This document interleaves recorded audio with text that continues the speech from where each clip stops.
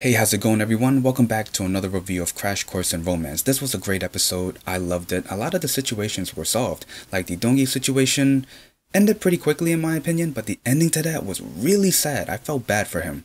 Sua's mom finding out about her husband, don't feel bad for her. For a while. But then after that, I did feel bad for her. And then, of course, you got Sonje revealing the truth about the exam. And then we get a new situation. So Hei wants to go live with her mom in Japan. After finding out why she came back in the first place and everything that she had done. Well, I should say everything that she didn't do. Like, for example, be a mom. So let's not beat around the bush. Let's get to it. So first, let's focus on DongHui. The cops and Chio were trying to find out who he really is. So Chio followed him to his place. We know that from the last episode. He actually went inside after finding out that his birthday is the passcode. This is where he finds everything. The diary, the pen, the pictures. Finding out that DongHui didn't even go to the meeting because we know that he found out that Hei moved and he was going to go to the hospital to finish the job. Thankfully, Heng-sun was there to protect Hei while she was out for a bit, but then Chio came to the rescue. Now on the roof, Chio asked, why? Everything. Why? It was to protect him. Chio tried his best to convince DongHui to turn himself in, end this whole thing. But that's not how he wanted to end it. He wanted to end it by jumping off the roof. And he did. Because that one line he said before jumping off really got to me. He says, I have nothing else to protect. After DongHui jumped off, we got a flashback and it was revealed that Suyeon insisted that her brother become Chio's assistant. And then after his death, we see on the news everything was revealed. Everything that DongHui did, all of his crimes, and his true identity as well. Now, in this situation, there are two things that stand out. One, DongHui's position. Can you imagine being in his shoes? He lost everything. His sister, his mom, the adult that he worked for, but also the adult that his sister trusted. Now, this is not justifying his crimes, though. And number two, Chio's position. Can you imagine being in his shoes where you're thinking, I could have helped Suyeon, but I was too late.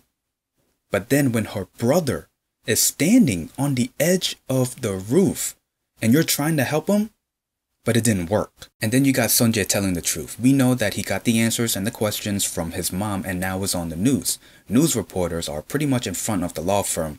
That could be the last time we see his mom, but I could be wrong. And then you got the moms from the All Care program wanting Sonje to be removed from the school. And then they have a protest. Well, I shouldn't say they, because it's Sua's mom that pretty much started this whole thing. But she does find out about her husband. I know I'm talking about Sonje, but I want to talk about Sua's mom real quick. As she was doing all of this, putting the attention on Sonje, wanting him to be removed from the school, I'm thinking, maybe you should pay attention to why your husband is spending over 200,000 won. But then she does find out and pretty much whooped her husband's and his mistress' butts at the restaurant. So I thought that was pretty hilarious. Now back to Sonje, he decided to drop out of school because he thought it was the right thing to do. And he did confess to Hei, which felt bad for the guy because he got turned down. Great episode, but it also surprised me. I thought they were going to extend the whole DongHui situation for the last episode. Now I don't have a problem how it ended. I just thought it ended pretty quickly. So now the last episode is going to be about Hei wanting to move with her mom in Japan, which surprised me because everything that happened in this episode, the mom felt like an annoying character.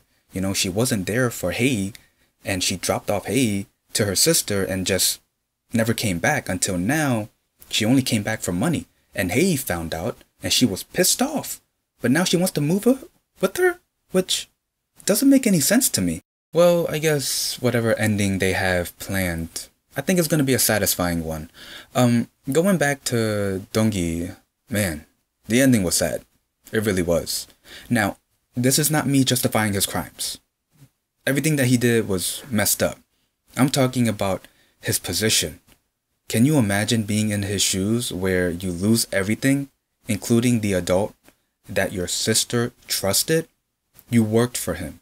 You try to protect him. in a bad way, but you try to protect him, but now it's almost like he doesn't need you anymore. Well, it wasn't implied that he doesn't need him anymore. He felt that way. And when you feel that way, you have nothing else. And the way he wanted to end it, again, was really, really sad. And yeah, that's pretty much the gist of the episode and my review. Is there anything I might have missed? Please leave in the comments below. Other than that, if you like this video, leave a like, comment down below, and subscribe. See ya.